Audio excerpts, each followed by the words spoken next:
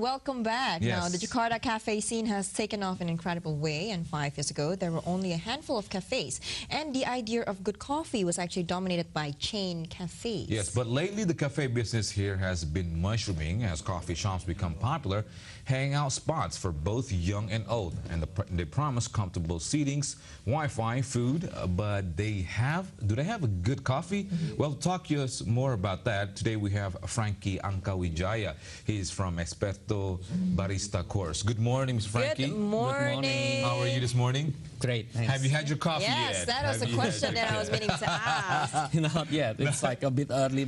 After this, I'm going to have some coffee. Yeah. Coffee. All right, now we talk about coffee in Indonesia, and it's been mushrooming recently. It's been going on for quite a long time, True. yeah? Yeah. For how long right now has the hype for coffee shops been The hype going? of coffee shops, yeah, as you said, it was like 5 years.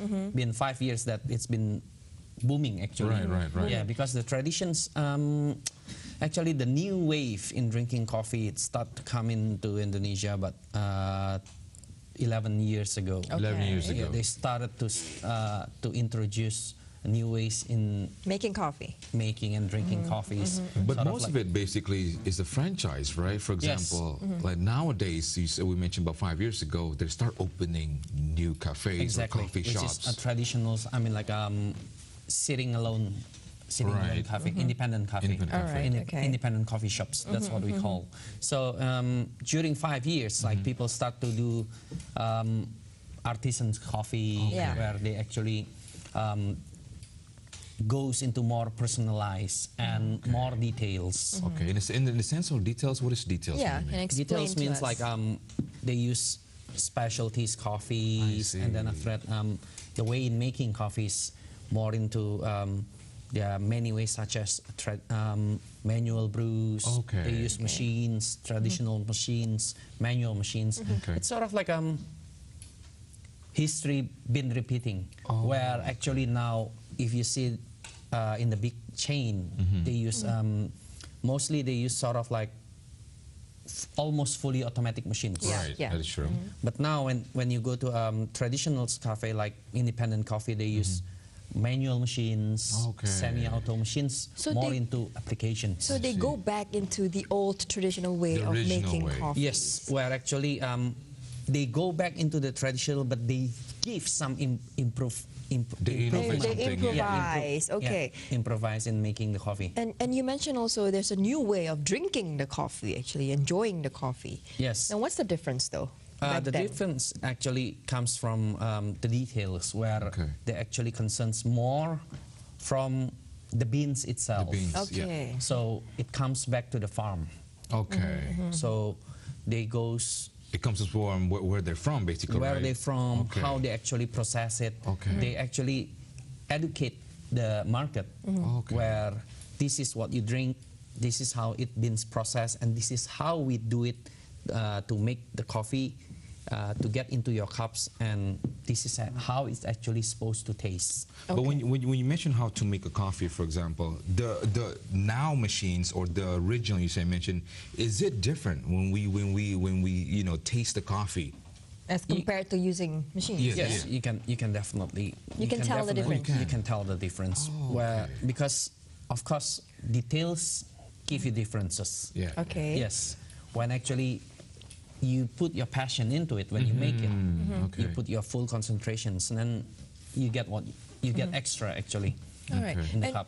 what's the scene like here in Jakarta, especially when it comes to coffee places or cafes? It is booming actually in Jakarta, Still? as you said. Yeah, still, yeah. People are I would still say coming up. I would say the road is still long. Okay. It's just been started. And Indonesia is a big country, and it's not just happening in Jakarta. It's happening everywhere, all in the 5 major big cities like Medan, Surabaya, Bali, Bandung. Makassar, Bandung.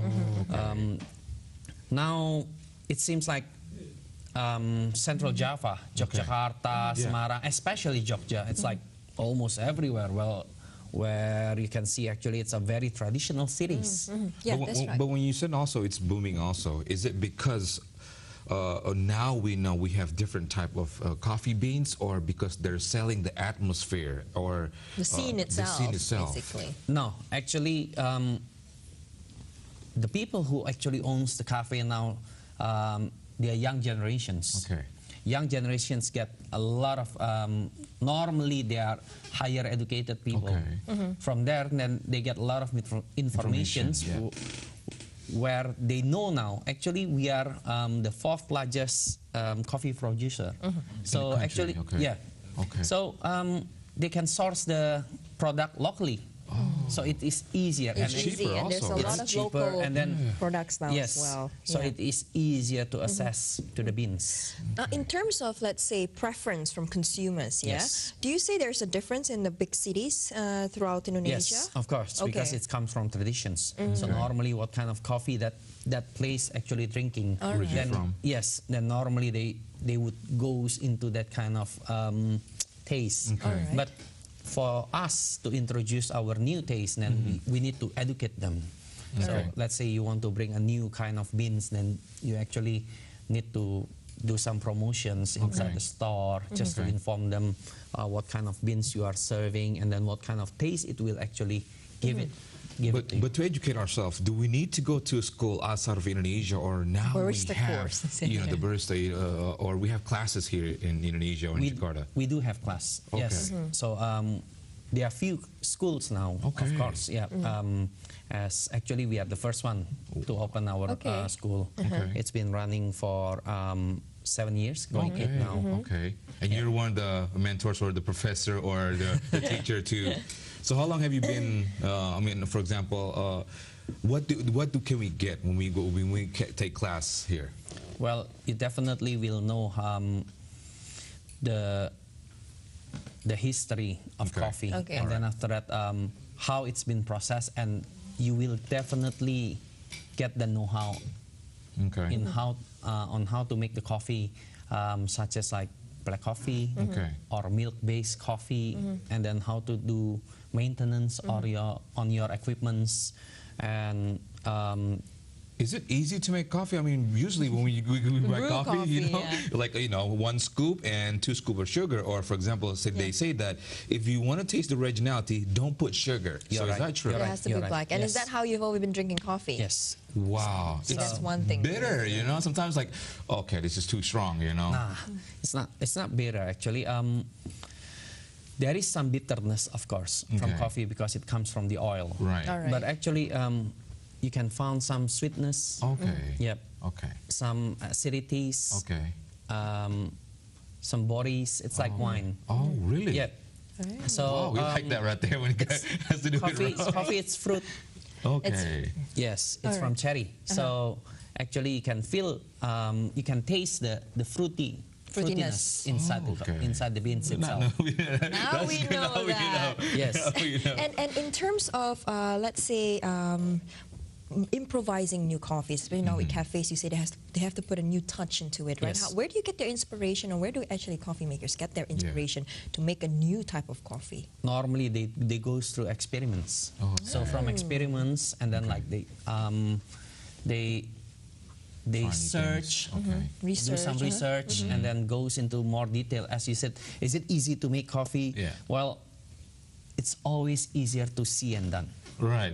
Yes. So actually, the people actually in the industry, we've been doing a lot of research, and then from there, then we put into implications. Then we start getting feedbacks from the customers. So from those feedbacks, then we know, oh, this is what you're lacking at, or what the market can receive. They can take. What does the market in Indonesia, in Jakarta especially, what are they looking for here? What is their preference in terms of taste? It's very varied. Yeah. Because taste is it's also yourself basically. Yes, right? actually, because we have so many tastes in coffee. They are sort of like chocolatey, caramel, fruity, flowery, so many kind of. It's a lot of things to learn in coffee actually, and then we can actually inform our customers. That's why it takes quite a while actually to find yourself your preference, favorite taste, yeah. preference. Well, that's the thing. Sometimes when it comes to coffee shops, we as customers, for example, hey, you know, what's the best coffee here, for example, and we find it very rare when it says, you know, the preferences, because it would be very nice, for example, hey, you know, a little bit the history. If you like this from Papua, you like this. Exactly. If you take Aceh, I think that's should be or could be the new scene, for example, because like being a barista, for example, can educate the customers also. Exactly. So normally a good barista, when there is a new customer coming, then when they ask, what's the best coffee here?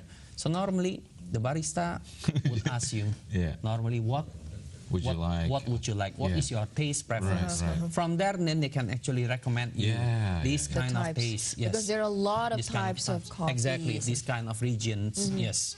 All right, now, Franky, we're going to go for a short break. When we come back, we will continue our discussion on coffee. Don't go anywhere.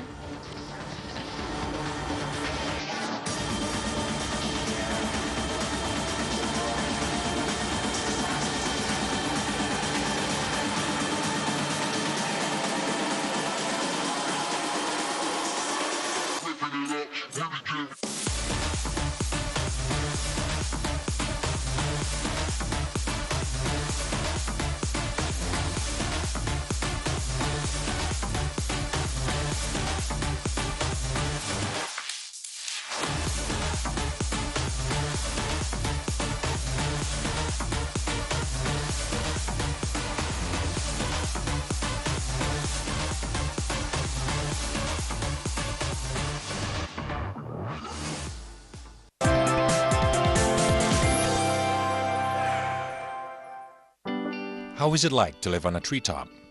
It would take a lot of guts to climb, especially when your place is on a super tall tree. The Korowai tribe in Mapi, Papua is different from other Papuan tribes who live in Honai shacks. They have been living on tree houses for generations. The Korowai tree house is built on trees standing 15 to 50 meters tall. The houses are made of wood and rattan from nearby forests and swamps and constructed with traditional hunting tools. The higher the house from the ground, the safer the inhabitants feel as they are away from evil spirits and war among tribes.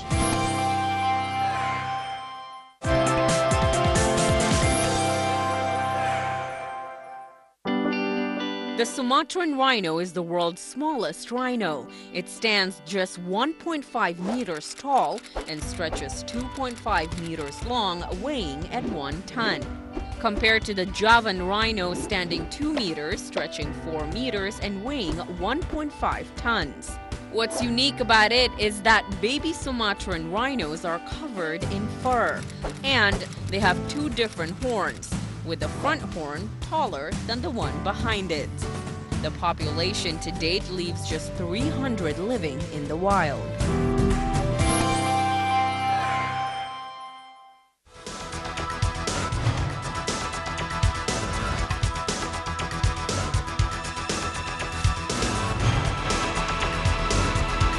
Who is the biggest influence?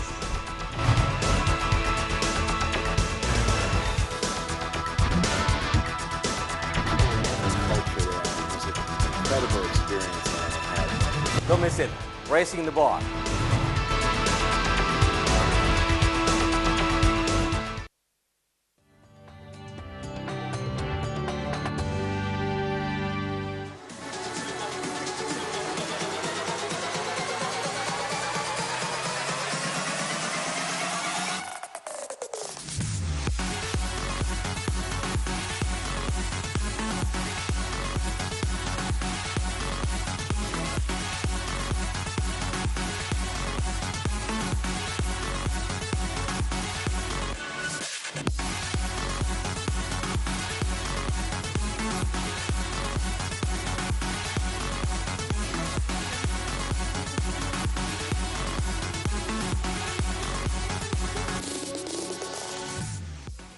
And welcome back. Still talking about coffee. And, you know, we mentioned about coffee scene in Jakarta is growing so quickly. Is it become of a lifestyle here nowadays? Or for example, it's like, hey, you know, just only for coffee lovers? What is it? It is a lifestyle in one sense, in one scene, and then it is also a sort of needs also now for people to because the economy is actually doing quite well, and Jakarta as a big city, we have many people comes from everywhere, from all over the world comes here. So to cater such needs, then there are many new coffee shops coming up with many different concepts. So of course, by becoming one of the largest city in the world, then the growth of the business actually is also growing. It's also growing also. It is catching up with the cultures actually. And now, in terms of, let's say, business, though, if you own a coffee shop, you don't own a coffee shop, do you think it's more important to have really good coffee or the ambiance, the place, you know? The facilities. Facilities. Because everybody wants, hey, do you have a Wi-Fi or, you know? Yeah, especially... Personally, I always believe in product. Coffee first, Number one, yeah? The quality. Okay. When you sell, what is your specialty? If you are selling food, then you have to have a good food. When you sell a good coffee, then you should have a good coffee. Particular coffee. And then after that, of course, the second thing is the ambience. For the place. Yeah, you want people to come to your place to enjoy your coffee, and then you need to provide them such a nice place for them to enjoy your meals. To stay. To stay, and then to give facilities, and then it's become extra value added for the places. And what about youngsters who are now also getting into, you know, coffee, becoming, you know, they enjoy coffee, they enjoy going to coffee shops with friends maybe. Do you think they would aim more on learning the knowledge about coffee, or do you think they just you know, they aim for that place? Instead of just hanging out, they're also learning things, because a lot of new coffee shop that is coming up is also trying to educate their customers to inform them about the actual product, what they are selling. So coffee shops around the cities actually become sort of like a small school. Where you go, because they normally sell different type of coffee.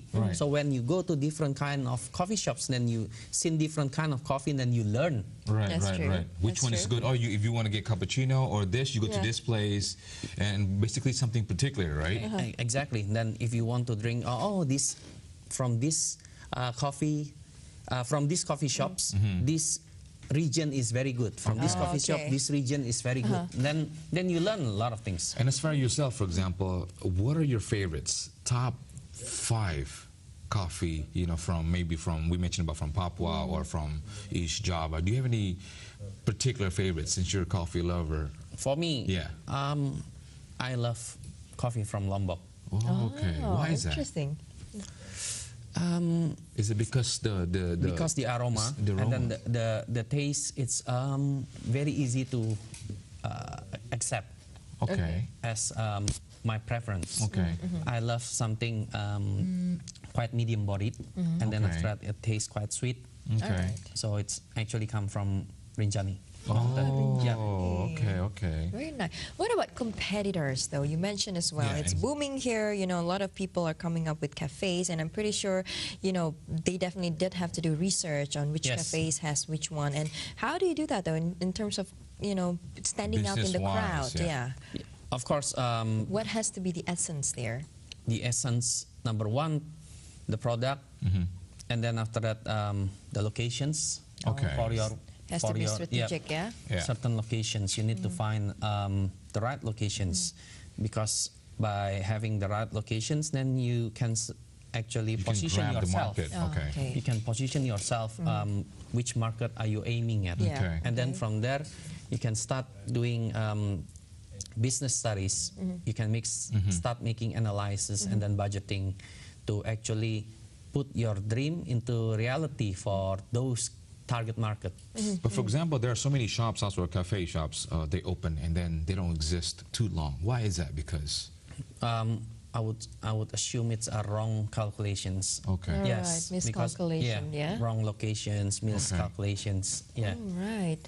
And in terms of, let's say, places to go in, let's say, cafes in Indonesia, the market. Now, would you say that people here are aiming for which market when coffee shops are opened? Do you aim for younger market, or do you aim for the older market, or? At the moment, I would say most of them are aiming at the younger market. Younger crowd, yeah? Because younger crowd they are the biggest consumers, we say. Biggest consumers, and they are also easy in digesting new educational information. Yes, exactly. Right. But there are still places that cater to the older crowds. Yes, yes, of course. And in terms of, let's say, competitions with the chain stores, you would say that already has a big name. Is it hard to go head-to-head with them, or right now are they slowly, you know? I would say those chain stores actually helping a lot of new businesses. How so? In terms of marketing. Okay. So people know new ways in drinking coffee, such as like cappuccino, latte, those kind of things. It comes from them. So being small does not mean you are going to being eliminated. But actually being small, if you are really good in it, then you'll stand out from the crowd actually. So they have their own market. Okay. The artisans also have their own market. So actually, the big one actually also, despite it being a threat, it's also being helpful. Helpful. A good way. Yes. What about prospects outside of Jakarta, let's say, making business in other cities? Yes, as I said, in 5 big cities, they're growing too, just like Jakarta. Yes, so it's bigger. Would you say bigger than Jakarta, or about the same pace as Jakarta? Of course, it is a bit slower than Jakarta because of the populations, but in terms of growth, it is also very fast. And I would say, in future, it is still a long way to go.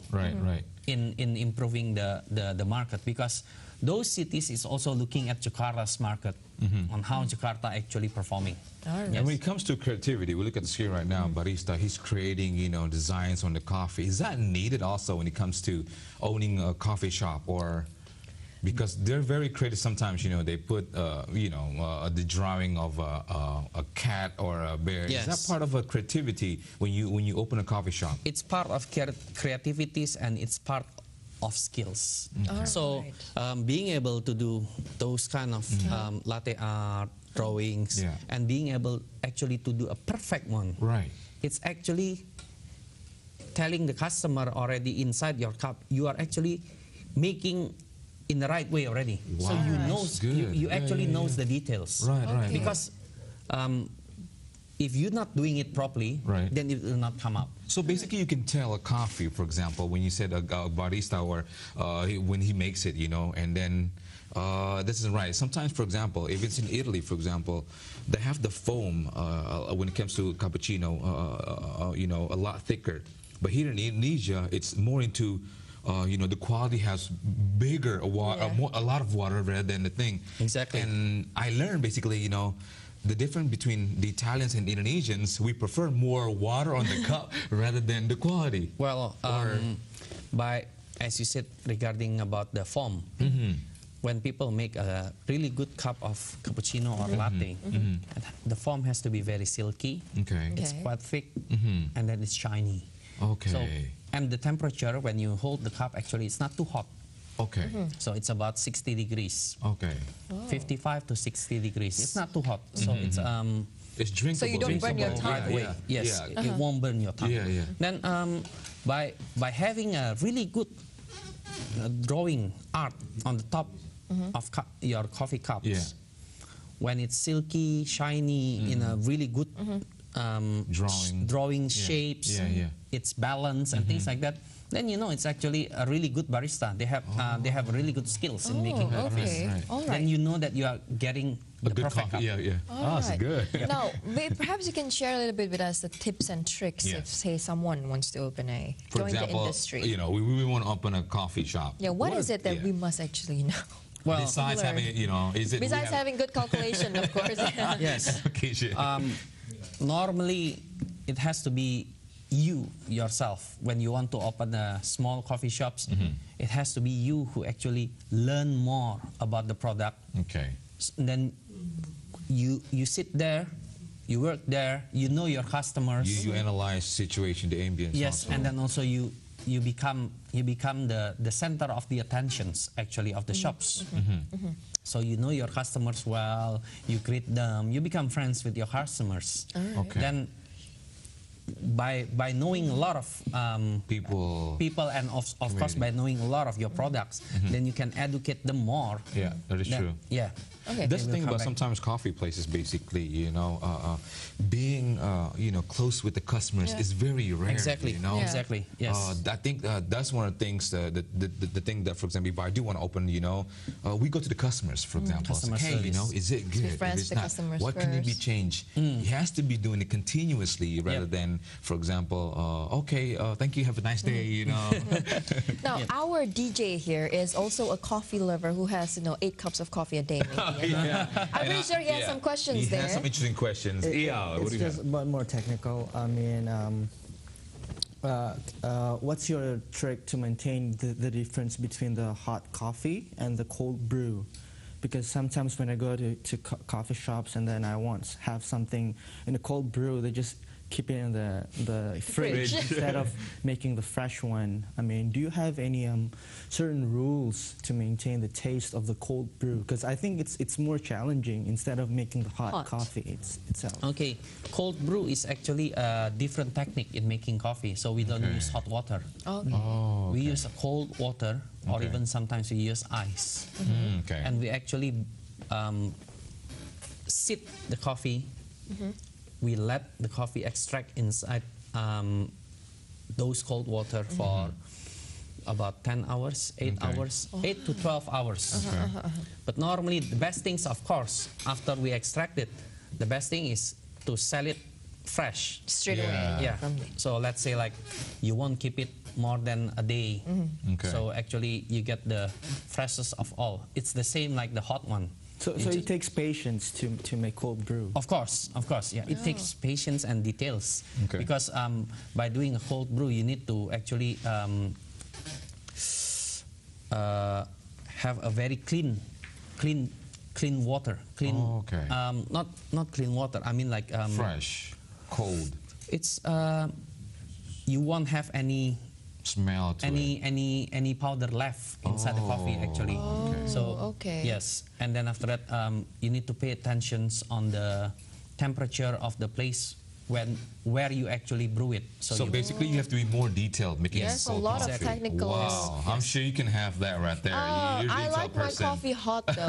Okay, one very quick question. So we are running out of time. In Indonesia, do people prefer cold coffee or hot coffee? Hot. Hot, yeah? Yes. I'm Indonesian. You're Western. All right, well, thank you very much, Franky. Thank you so much. Thank you so much. And after the break, we have updates on what's going on here and the world. Next in our news flash with Ihsan Karim. We'll be right back.